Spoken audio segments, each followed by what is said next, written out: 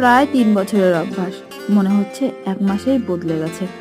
আমরা হলাম অভ্যাসের দাস। কিছুদিন পর পর কোনো কাজ করলেই সেটা অভ্যাসে পরিণত হয়, আবার সেটা বন্ধ রাখলে পরে করতে না আলিস্যি বোধ হয়। যেমন আমার হচ্ছে, 1 মাসের জন্য বাড়ি গেছিলাম, এখন এসে সেই পুরোনো কাজগুলো করতেই না ভালো লাগছে না, ভীষণ আলিস্যি বোধ হচ্ছে। আজ থেকে শুরু হলো আমার প্রচুর স্কুল, নতুন ক্লাস, নতুন বন্ধু, নতুন ক্লাস টিচার, নতুন বই খাতা, সমস্ত কিছুর সাথে।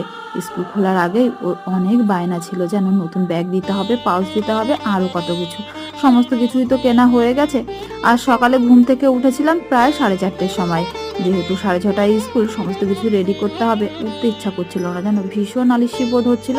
উঠেই প্রথমে ওর টিফিনের জন্য ব্যাটারটা রেডি করে রাখলাম ইডলির। তারপরে সমস্ত কাজবাজ করে নিয়েছি ঘরে।